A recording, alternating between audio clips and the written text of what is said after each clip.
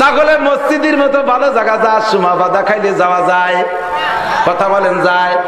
ওয়াজ শুনতে আসার সময় বাধা খালি আসা যায়? স্কুলে যাওয়ার সময় বাধা খালি যাওয়া যায়? মাদ্রাসায় যাওয়ার সময় বাধা খালি যাওয়া যায়? ইস্তেমায় যাওয়ার সময় বাধা খালি যাওয়া যায়? ওরে তবলিগে যাওয়ার সময় বাধা খাইলে যাওয়া যায়? বাধা বলতে কিচ্ছুই না, সব জিরো জিরো জিরো, একেবারে কিচ্ছু না। লা তিয়ারাতা ফিল ইসলাম, মিশকাত শরীফের হাদিস, বুখারী শরীফের হাদিস, নবী বলেন লা তিয়ারাতা ফিল ইসলাম, ইসলামের ভিতরে লক্ষণ বলতে কিছু নাই। লক্ষণে বিশ্বাস করা হলো শিরক। লা তুশরিক বিল্লাহ ইন্নাশ শিরকা লাযুলমুন আযীম। এর ওদিক দোকানদাররা দোকান খোলে, সকালবেলা দোকান খুলে লক্ষ লক্ষ টাকার মাল দোকানে ভরা, হাজার হাজার টাকা ক্যাশ বাক্সে বুঝাই, এর ভিতরে ফকির এসে হাত মারছে, বাবা একটা টাকা দেন। এখনো কিনা বেচা হয় না, সবে মাত্র শাটার খুলছে, ঝাড়ু টাড়ু দিয়ে গোটগাট করে বসছে, এর ভিতরে ফকির এসে হাত মারছে, বাবা একটা টাকা দেন। মাপ চাই, বাবা মাপ চাই, এখনো বউনি করিনি। আছে না নাই? কি করিনি? বউনি করি নেই, তালি দেওয়া যাবে না। বাবা মাপ চাই। আল্লাহ কয় আর বড় লোক হবি? এই কোটিপতি না হইলে, দোকানদারি না করতে আসলে তোর তো ফকিরের কাছে মাপ চা লাগতো না। এই পয়সার মালিক হইয়ে ধনী হয়ে কত বড় অন্যায় করছি বুঝছো? ফকিরের কাছে মাপ চা লাগা। ফকিরও কয় দিলাম তোরে মাফ করিয়া, তুই যেন দিনের মধ্যেও বহনি করতে না পারিস। আমিও তো আসছিলাম তোর কাছে বহনি করতে, তা আমি যদি বহনি করতে না পারলাম, তুই না করলে আমার কি? কথা বলেন ঠিক না? যা 2 দিন মরি বহনি করে দিস। আর ওঠে প্রত্যেক কাস্টমার আসে ঘুরে গাড়ি ওর দ্বারে তার এক দোকানের থেকে কিনে নিয়ে চলে যায়, ওর বহনি হলোই না দিনের মধ্যে। এগুলো সব শিরিক। কথা বলেন ঠিক?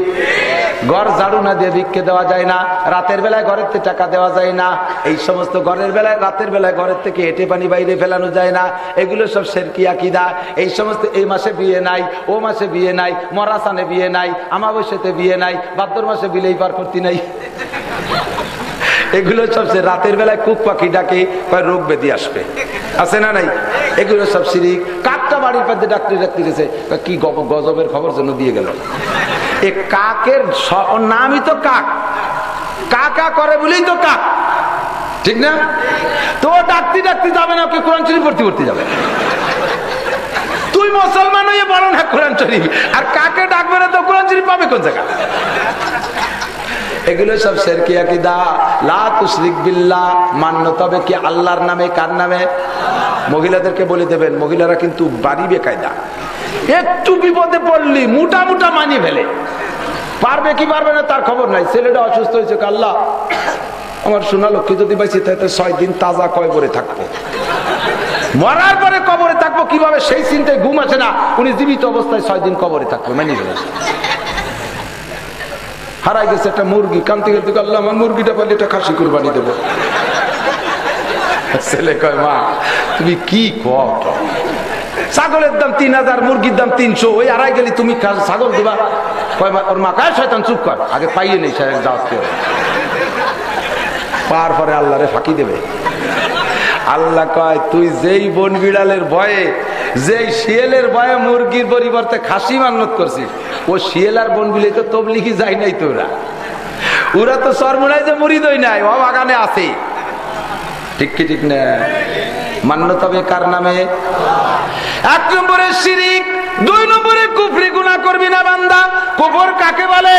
প্রত্যেক নিয়ামতের শুকর করার বিপরীত হলো কুফর। লা ইন শাকারতুম লা আযীদান্নাকুম ওয়া লা ইন কাফারতুম, তার মানে নিয়ামতের শুকরিয়া আদায় না করার নাম কুফর। যত নিয়ামত দিয়েছেন কে দিয়েছেন? দোয়া কুনুতের ভিতরে আল্লাহ কয়, নবী বলেন ওয়া নাশকুরুকা ওয়া লা নাকফুরুকা, শুকরের বিপরীত কুফর। নিয়ামত দিয়েছে কে? ধন দৌলত আল্লাহ দেয়। যদি বলো না এগুলো আমার কামাই করা, তাহলে সেম তোমার কালাম হবে কারুন মার্কা কথা। আর কারুনের কথার দ্বারা কারুনের সম্পত্তি মাটির নিচে চলে গেছে। জোরে বলেন ঠিক কি ঠিক না? এই দেশের ক্ষমতা আমি অর্জন করেছি, আমরা সুনাম অর্জন করেছি, বিদায় দেশের মানুষ আমাকে ভোট দিয়ে এখানে উঠো সেখানে উঠো, আবার সেই মানুষটা ভোট দিয়ে তোমাদেরকে চেয়ারের তলে ঢুকোয়, ঠিক না ঠিক না? ও দোস্ত, ক্ষমতা আমার বলে না, কার বলে? ধন দেয় আল্লাহ, সম্পদ দেয় আল্লাহ, ছেলে দেয় আল্লাহ, মেয়ে দেয় আল্লাহ। সমকালীন আমাদের বাংলাদেশে যেদিন থেকে রাজনীতি একটু বোঝা ধরছে, নেতাকে চিনা ধরেছি, সেই দিন থেকে আমি দেখি শুধু আওয়ামী লীগ না, যারাই যখন ক্ষমতায় থাকে সিজনে সিজনে উন্ডা কয়েকদিনের জন্য কাফের হয়ে যায়। যেমন দেশে যদি ইরিদান খুব ভালো ফলে, যে সরকারের আমলি হোক, আওয়ামী লীগ বলেন, বিএনপি বলেন, এরশাদ কাকা বলেন, সব চাচার এক সমস্যা। ইরিদান ভালো বলছে, এবার আমরা বাম্পার ফলন দিয়েছি, কোনটা এবার বাম পাইতে ধান ফলাইছে, এবার আমরা বাম্পার ফলন দিচ্ছি। পরে যখন শিলা বর্ষরে জড়ে মেরে নিয়ে যায়, সেই সময় তুমি ডান পাইতে ঠেকাও, ফলাইছো বাম পাইতে, তা ডান পাইতে ঠেকাও। ডান পাইতে যদি ঠেকাতে না পারো, তুমি বাম পাইতে ফলাতেও পারো না। ঠিক কি ঠিক না? ওই মুহূর্তে কাফের হয়ে যায়। এগুলো বলা কুফরি। লা তুশরিক বিল্লাহ আনাশকুরুকা ওয়ালা নাকফুরুকা। অঙ্গীকার করেছি দোয়া কুনুতের ভিতরে নিয়ামতের শুকরিয়া আদায় করব, কোনদিন কুফরি করিব না। কথা বলেন ঠিক না ঠিক না? লা তুশরিক বিল্লাহ, এক নম্বরে শিরক করো না, দুই নম্বরে কুফরি। আর একটা কুফরি বোঝেন, এদিক এদিক কোরআন সুন্নাহর আদর্শ ব্যতি রেখে আমার কথা কয় দিক ওদিক ওদিক, যেটা বেশি গুরুত্বপূর্ণ ওইটার প্রতি টান দেই বেশি, সেই জন্য বারবার কই এই দিক। লক্ষ্য করবেন দোস্ত, আল্লাহর কোরআন রসুলের হাদিসের আলোকে মানব জীবন গড়তে হবে 6 ভাগে বিভক্ত কইরা। কয় ভাগে? 1 ভাগ, এক প্রকার হলো ব্যক্তিগত জীবন গড়ব কোরআন আর হাদিস দিয়া। কি জীবন? 2 নম্বরে পারিবারিক, 3 নম্বরে সামাজিক, 4 নম্বরে অর্থনৈতিক জীবন, 5 নম্বরে রাজনৈতিক, 6 নম্বরে আন্তর্জাতিক। এই 6টা জীবন মুসলমানের গড়তে হবে কোরআন আর সুন্নাহকে সামনে রাইখা। কোরআন সুন্নাহর খিলাফ অন্য কোন জাতীয় ধর্মের, অন্য কোন বড় বড় কোন নেতার, কোন বিজ্ঞানীর, পণ্ডিতের মতাদর্শ অনুযায়ী যদি ব্যক্তিগত জীবন গড়ো, তাও কুফরি হবে। পারিবারিক জীবন গড়ো, তাও কুফরি হবে। অর্থনীতি গড়ো, তাও কুফরি হবে। রাজনীতি করো, তাও কুফরি হবে। সমাজনীতি করো, তাও কুফরি হবে। আন্তর্জাতিক নীতিতে যাও, তাও কুফরি হবে। এই 6টা জীবন গড়ব আল্লাহর হুকুম আর রসুলের তরিকায়। মানুষের নিয়ম নীতিতে যদি চালাও আর তা যদি কোরআন সুন্নাহর খেলাফ হইয়া যায়, ও দোস্ত এটাও হবে কুফরি। জোরে বলেন ঠিক না ঠিক না? রাজনীতি করো, আল্লাহর কোরআন রসুলের হাদিসের নিয়ম অনুযায়ী যদি চলো, এই রাজনীতি হবে ইবাদত। আর আল্লাহর কোরআন রসুলের হাদিসের খেলাফ যদি রাজনীতি করো, তাহলে যত সুন্দর করে এটা হবে কুফরি মতবাদ। কথা বলেন ঠিক কি ঠিক না? 2 নম্বরে কুফর, 3 নম্বরে বেদাত। 3 নম্বরে বেদাত। বেদাত, এই বেদাত সংক্রান্ত ছোট্ট করে বলি, খুব খেয়াল করে শুনবেন। বেদাত বহুত, এ বলতে গেলে রাত কেটে যাবে। আমি বলি বেদাত চিনবেন উলামায়ে কেরামের কাছ থেকে, ঠিক আছে না নাই? এই বেদাত আপনাদেরকে বুঝাই দেওয়ার পরে আপনারা ছাড়তে প্রস্তুত, কিন্তু কোনটা ছাড়বেন? যেটা ছাড়লে আপনাদের লাভ আছে ওইটা ছাড়েন, আর যেটা ছাড়লে ন্যূনতম লস আছে ওইটা কেউ ছাড়তে রাজি না। আজকে এই জায়গায় যে কয়জন আসছেন, সেই কয়জন আজকে বেদাত ছাড়ার বায়াত নিতে রাজি আছেন? বেদাত ছাড়বেন? লাভ হোক আর লস হোক ছাড়বেন? হাত দেখতে চাই না, ছাড়বেন? আল্লাহ কবুল করুক, বলেন আমিন। কিন্তু আমাদের স্বভাব কি? বেদাত ছাড়লে যদি লাভ হয় তাহলে ছাড়ি। আমাদের ছোটবেলায় দেখতাম গরু জবাই দিত গ্রাম্য হুজুররা, মোল্লারা। এই মোল্লাকে গরুর কাল্লা দিয়ে দিত। মুরব্বী বাবারা থাকলে 2 একজন সাক্ষী দেন, দেখছেন না এরকম? জবাই দিত যে তার মাথা দিয়ে দিত, মনে আছে নাকি? আমি দেখি এক মোল্লার বাড়ি 22টে কাল্লা। ভাগ্যে বলো ওই সময় ফ্রিজ ছিল না, ফ্রিজ থাকলে সেই কাল্লার শিং আজও দেখতে পারতাম। খাই ফেলাইছে সব করে। এখন মোল্লাকে কাল্লা দেয়? কথা বলেন দেয়? ওই সময়কার গরু জবাই দিলে যদি কাল্লা দিয়া লাগতো, তাহলে এখনকার গরু জবাই দিয়া মোল্লারে গরুর অর্ধেক দিলেও সারে না। আমার ছোটবেলায় যে সমস্ত গরু গ্রাম পর্যায়ে কুরবানি দিতে দেখতাম, এ গরুরে জবাই দিতে জন্য বান্দা লাগতো না। যে যদি বলতো গরু তোর জবাই দিয়ে শুয়ে পড়, ও ভয়তে কাঁপতে কাঁপতে শুয়ে পড়। প্রাচীন মুরব্বী গরু, হাঁটুর মধ্যে ক্যালসিয়াম নাই। আগের দিন গরু বাঁধে রাখছে, গরুওয়ালা দৌড়ে যায় কুরবানির আগের দিন, কয় হুজুর আগের দিন জবাই দিলে কি হয়? কুরবানির আগের দিন জবাই দিলে কি হবে? কেন? তা হয় কি করে? কয় যে আগামীকাল পর্যন্ত টেকবে না, গরুর বাপ ভালো না, কাপ শুরু হয়ে গেছে, হাঁটুর মধ্যে ক্যালসিয়াম নাই।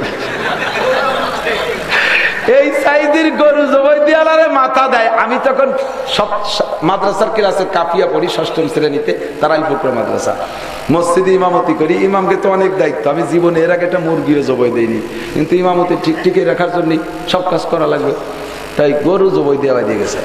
ফার্স্টেই জীবনের প্রথম গরু, এত বড় এক ষাঁড় দেখেই আমার পরাণ কাঁপে গেছে। ছেলে মানুষ, আমি দাড়ি দুড়ি হয় নাই তখন। তো এখন তরবারির দেশে কায়দা মতো একটা 30 জন মানুষে বাঁশ দিয়ে চাপাই দিয়ে ধরছে, বান্দা তো আছেই। আমি যাইয়া বিসমিল্লাহ আল্লাহু আকবারকে এক পোস্ট মারিয়ে দিছি। প্রথম পোস্টে যতদূর কাটছে, কাটার পরে গরুটা এমন ভাবে ঝাঁকি মারছে, পটপট করে রশিগুলো ছিঁড়ে বাঁশটা ছিটে চলে গেছে। 30 জন 30 দিক দৌড়ই সারিয়ে গরু উঠে দাঁড়ায় গেছে।